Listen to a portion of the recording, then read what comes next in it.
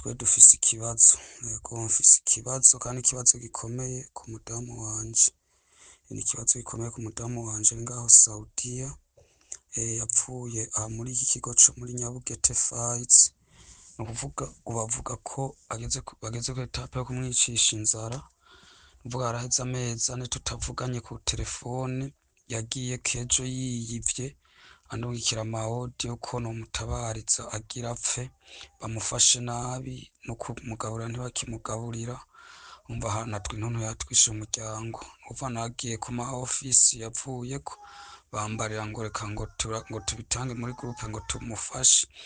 Jewe nk'ikintu je nasaba ko mworaba uburyo bwose mwobimfashamwo umudamu wanje agataha, yego umudamu wanje agataha, kuko nukuri aratuntuye arababaye, amaze kuguma arungika amawodiyo yinyegeje, umva baramwatse wifi ntakivuga, ni ingorane kabisa, nuko mwobimfashamwo Imana izobampezagirira, mwamukoze, je ndi umugabo wiwe.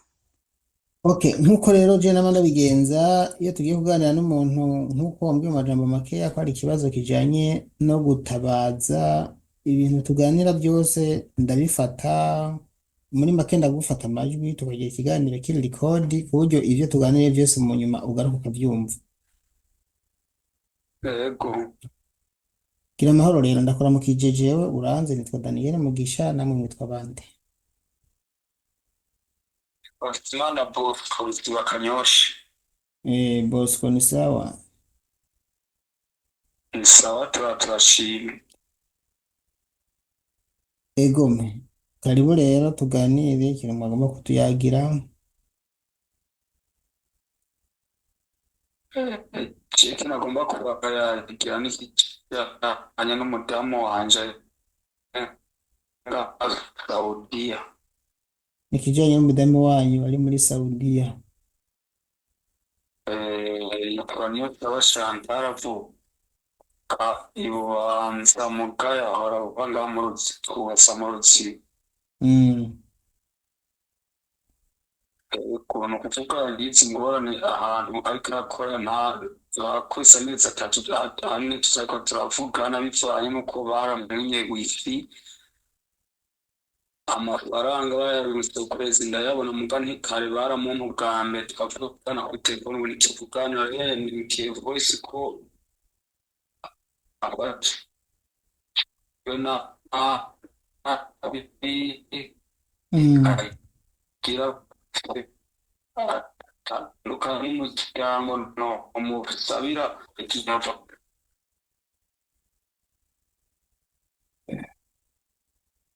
Subira murondere rezo mu by'ukuri, subira murondere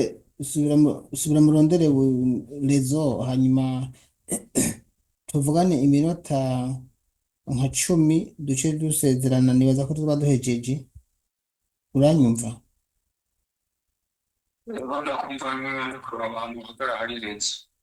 N'ubu yarije ati madamu wawe yakubwiye ko ahantu hari bimeze gute, niho wari ugeze? Nabi ni ukuvuga ntafungurirwa, yego ntabwo ngaho nko kuganira n'umuryango uje ndagusita meza ngamezi ane tutavuga ku telefone. Amezi ane? Wewe uri umugabo wiwe? Wavuze ko uri umugabo wiwe? Yego. Hanyuma amezi ane ko ari menshi naboneka muta? Amezi ane ariko tuvugana yandonde guhera hirya ejo mambari izo ngwara kuko n'abantu ndanjaho no ofisi yavuye ko nibampe umuco nino musi yo namye kugira no kwitsika muri ofisi ya Nyabugete kugira bagire bamutabarize ntandi ikibazo. Izi nimero wampaye ni zande?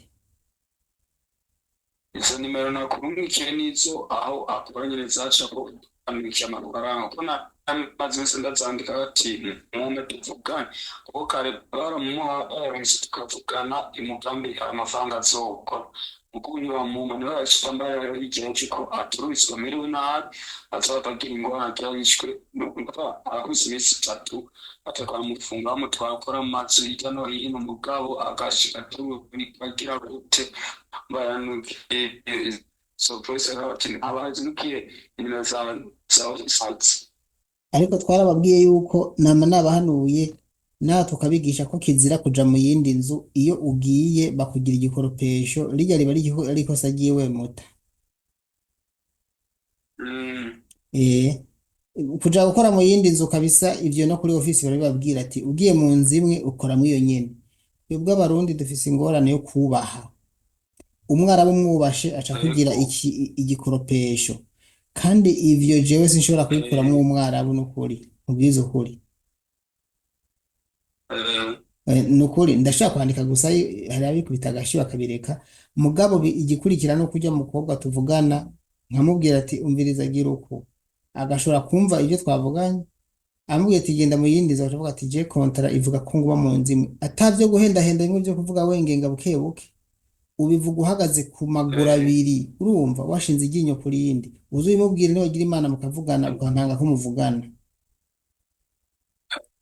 ti kontara ivuga yuko nkora mu nzu imwe nta yindi nzu nzongera gukora niyo bahora bikora ubu uyu munsi sinzosubira gukora mu yindi nzu nimba utemeye ko nkora mu nzu yawe gusa njana kuri ofisi bashaka gukangisha ngo okay ngo turagutabura tekiniki y'indege ngo usubire mu Burundi ngo tugutahane abarundi baca bakanya ucumubwira ati watevye tugende nyaruka ntagucura ariko ucugira ubwoba ngo urumva ngo leshi ngo mbabarira ngo asfa usaba imbabazi hewe buri munsi ugize n'akantu utsitaye bavuga ati turagutahana kubera barabonye ko ubitinya ibi bintu by'umuganirize ariko vyumva bake kuko nk'ubu kuri uyu munsi ndabibwiye abantu nka 200 mugabo ndazi umwe niwe yavyumvise gusa kuko bajya rero niko bameze babonye bagukanza ugakangika umuti winyoye egombe yego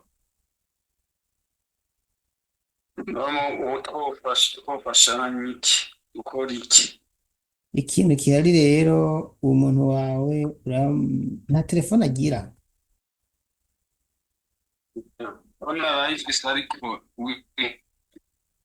aja ko yiyivye nimwavugana ibi nakubwiye uzubimubwire mba nyibutsa amazina yiwe yasaba Chantal abantu habo ntamariza kuyahari niyo saba Chantal wowe ukunda kuvuga ngo wambajije ngo none hiyo ngo nta ofisi hari none sheri hagiye nubwo kiri kibazo atana connection ufise byoca bigenda gute kandi urazi ko ufite ikibazo cyo kubura wifi banyuma wifi niyo babagiye barayicomora urabizi none nutabaza mbwira ofisi gute ata connection mbafise nta connection mbafise niyo mpamvu nubwo nohura n'ikibazo mutona bimenya kubera banyima connection urumva abandi bo barabahana no mu ndwi kangahe bakayaga n'umuryango ubona n'igihe barungitse amahera mu minsi barungitse n'amafaranga ubona bamatelefone ubona ari telefone bama yaguca uvuga ireka ino ntarutsa n'uruza rwarimo nko mu Burundi ino ni kiramuto mu nyumba yake urumva kira muntu wese mu nzu yiwe ino ni ibitsu by'amagorofa n'amayetaje gusa ino nta gutemberanira abatemberanira n'imiryango gusa ino ntavyo kuvuga ngo uje hanze akazi kose ugakorera mu nzu urumva nubwo bokwicara mu rupangu nta n'umuntu wo hanze abimenya. Urumva no kugira ikibazo ukabura connection n'ikibazo. Namba ndakwandikiye cyangwa nandikiye abo muhira uko imba niyivye. Urumva nubwo mba niyivye niba nk'iminota 5, si kuvuga ngo ndicara nkaramvye nkaja kuri telefone, umva ngo nicare mara umwanya munini ndi kuri telefone. Nahage mba ndakurungikiye akawudiyo mba niyivye. We nubona ko n'ukwezi kose kwari guheze ntaja ku murongo, iramazani yose yari iheze ntaja ku murongo, kubera na bosi yarabisize mu ruhara na mabuja arabishira mu ruhara n'abana bose ngo sisubire gukoresha telefone. Urumva atarabagesera aba bantu bashaka ko nubwo nogira ikibazo abiwacu batona bimenya. Urumva atari hatari. Niyo mpamvu rero nta connection hagaci y'abafise connection nta bibazo nk'ibindi ko n'abandi ko ndabona hoya, kuko ubu twarose n'umuntu atuvugira, avugira abakozi bari hino muri iki gihugu. Urazi yuko no kugira abakozi b'u Burundi baze barazi nuko bumvikanye na leta y'igihugu y'u Burundi. Urumva mu gihugu ihema rero ukaronka abiwanyu baragutabariza mu gihe nk'ihema je nkaba nkiriho ndashobora gutabaza bikagenda neza. Urumva nkaho uriyo niwe ushobora kuntabariza ukagenda nko muri irya office navuyemo ukagenda kwa Aisha bafise nimero y'umubosi wanje akaca ayiguha. Aguhaye nimero y'umubosi wanje ica ndayirungikira office yino bagaca bamutelefona umubosi wanje. Urumva nyine ukuntu ndiko ndafatwa nabi, nkagwa kwicwa, bakankoresha nabi, bakanjana kunkoresha mu zindi nzu bakafata nabi. Urumva ibintu nk'ivyo gikuru n'ukwicwa, nkagwa kuva mu mubiri, kuko urazi agapfuye burya kabazwa ipfu. Nuko nopfa muge ntaco mwobaza muga mugihe nkihema shere, nukuri urankunda kandi ndazi kunkunda nanje ndagukunda. Mugihe nkihema nawe ukiriho wontabariza bigishoboka, kubera mvuye mu mubiri nkapfa nukuri agapfuye kabazwa ipfu. Urazi ntaco wobaza, kandi abantu bino urazi iyo bishe umuntu nawe ubafata, ariko ugihema ugatabaza barakureka. Umva nko mu gihe ubundi ndiko ndiyumvira hagezeho niyumvira ngo mvume nturuka mw'ibarabara kubera ino ni amamodoka gusa nta n'abantu ubona mw'ibarabara, mvume nje mw'ikaburimbi kubera ino usanga hari amakamera mw'ibarabara, kubera aho nyene ugitoroka kamera iba yakubonye igipolisi gica kiza gutora. Nako ndiyumvira ko nuvuma ntoroka nkaja mw'ibarabara igipolisi kikantora cino kikaja kintora kuri office. Sheri ibihe ndiko ndabamwo sheri naje ndabikunze, mvuga ati ngiye kurondera amafaranga kugira umuryango wanje urabayeho, kugira nanje ejo ndonke ahantu mba. Mugashe ibibazo ndiko ndabonera ino nukuri iyo bampemvye ndaryoherwa, kandi iyo bampemvye ndyoherwa mu gihe ubu mbariye ko amafaranga wayabonye kugira ngo ndaryoherwa, kuko bivanye buryo urinze ubona ukwezi guhera sheri mba narushe. Niyo mpamvu rero niyo audio ndayikurungikiye kubera ejo bukeye nzoca niba nk'iminota 2 nje ahantu hari connection, kugira niba nje impande ya wifi nduge muri etage kugira ndabe ko audio yo gushikira. Nubwo buryo nyine nama ndabigenza burya nivyo mbashatse kukubwira ndabivuga mw'ijoro bukeye nkaca mpengera batambona nkaca ngenda aho hari wifi audio zose napfutse zikaca zigenda ni nka kugere n'iziwa uba wapfutse ngiye nkiyiba nk'iminota ibiri audio zawe zica zishikira niyo mpamvu je niko nama ndabigira nuko abagenzi bambara ati wowe nico kibazo cyo kubura connection kubura wifi bakakwima wifi ngo ntuje kuri telefone utabaza kuko urashobora kugira ikibazo ntihagire ubimenya urumva ko ari ingorane je nashikiye shiri ku mumabuja w'umwicanyi nashikiye ku mumabuja w'umwicanyi akomekana umugore wa Farawo mubi cyane mubi umva sheri ni hatari hake gapfuye kabazi wifu nakundi ninapfa uzonongera umwana wanje kukiza yazobera umugabo kuko ndi kure nuri hafi yanje muga mu gihugu ihema uriyusha nkwibona bariza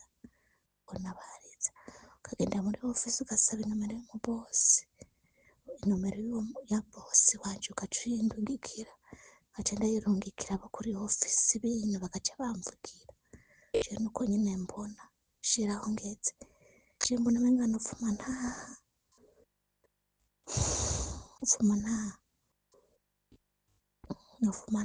nk'abantu uko narimbayeho kubera hajya amahera arahera ubuzima bukabandanya ariko ubuzima ni ubw'Imana mugabo mu gihe ukiriho untabariza mu gihe wumva ko nkiriho nanje nkihema untabariza nuko kandi irya nimero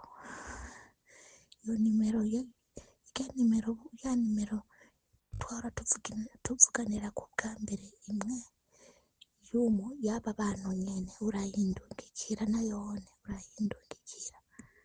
urayindungikira nuko hatari ni hatari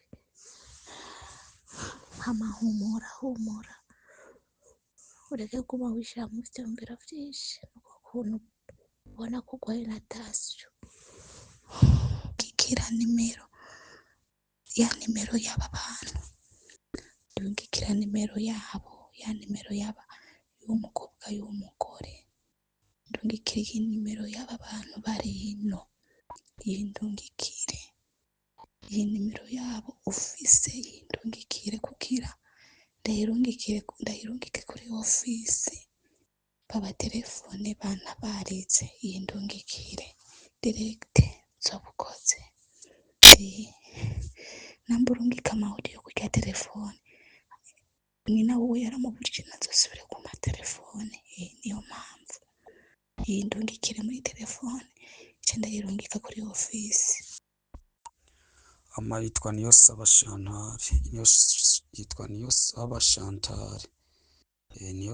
Chantal yaciye mu kigo kiri muri Nyabugete kwa Faiza. Ni ukuvuga izo nimero ndakurungikiye ni nimero ahantu ari nyene bakoresha, ni nimero ahantu ari bakoresha, kuko izo nimero nyene no kurungika amafaranga yaca kuri izo nimero. Nuvuga ubu unyi bari basigaye barungika amafaranga no kumwumvijwe ntamwumvise ijwi, naragiye no muri office kubisigura ariko ndana ko ataco bamfashije. Ati je ndiko ndarungika amahera ku muntu wanje ntazi ko akibaho, mugumva baramwatse wifi ntitwavugana. N'ubu yiyivye kuva ejo yari yiyivye, n'ubu yiyivye. Mwodufasha vrema n'amakonegisiyo yataza kuvuga n'ikirere kinasana nabi, imvura igirigwe, niyo mpamvu ivyo arivyo vyose. ariko ntabwo nakubuze, ahubwo ndiko ndagufasha. Sawa uzokoze kabisa. ndiko ndamwandikira mugenzi. Ego mwamukoze kabisa. Amezi angahe aheze tutavugana kw'Imana. Ni ngorane. Ndiko ndabikora n'ukuri, yewe ndiko ndabikora pe. Mwamukoze. Yemwe ndiko ndabikora kabisa, sinkubeshi. Mwamukoze pe, Imana bampezagire. Buriya abantu babura ubavugira, barya abantu baratinya amategeko, gusa niko bariya abantu banyu babasafirisha badaheza ngo baze barabavugira. hari aho kwa Fawuza aho niyo namye kwa Fawuza iyi nkotsi iri ngaha muri Nyabugete ubu maze iminsi niko ndaja ndavuga ati mbari impamvu tuzavugana n'umudamu fe urumva n'abantu bumva bo barahejeje nta bindi. Okay, rero ikintu nkoze maze kumwandikira ariko message ntarazisoma kubera nabikubwiye. Ikintu we nawe usabwa rero ni kwihangana, ejo ukazonyibutsa. Yego. Tukazora ejo na hirya y'ejo ubwo umunyibutsa twaraba yuko twozoyira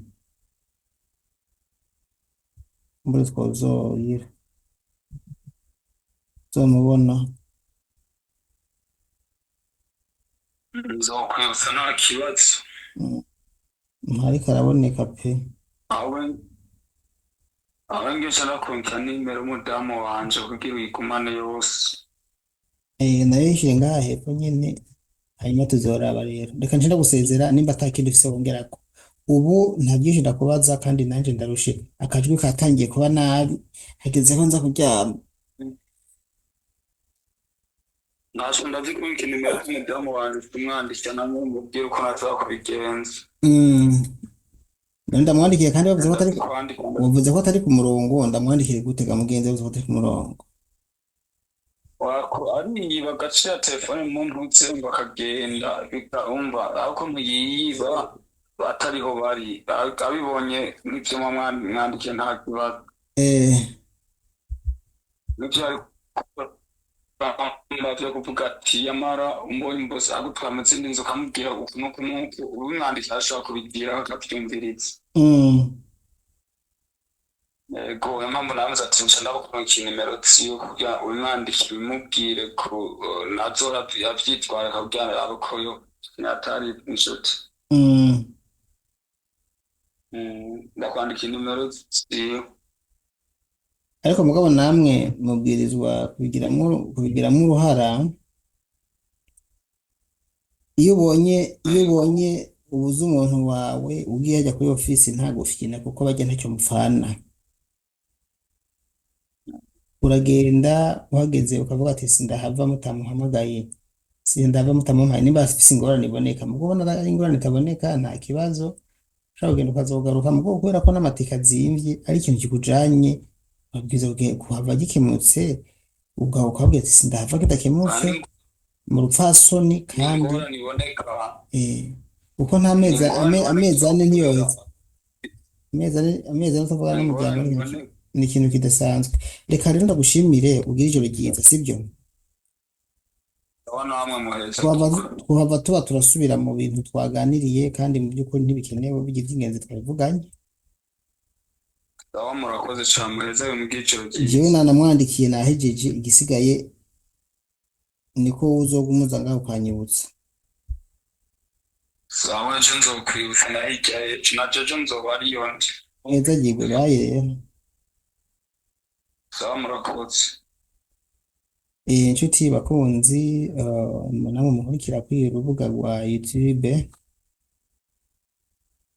Daniel Mugisha, uyu munsi kuri igenekerezo rya 17 kwezi kwa kane 2025 cyo ndumva ikiganiro no kigeza ngaha, ariko reka ducishemwo audio gatoya ijanye n'amarira cyo gutabaza kuri umushiki wacu, twumviriza ukuntu we nyene avugiye bazafise.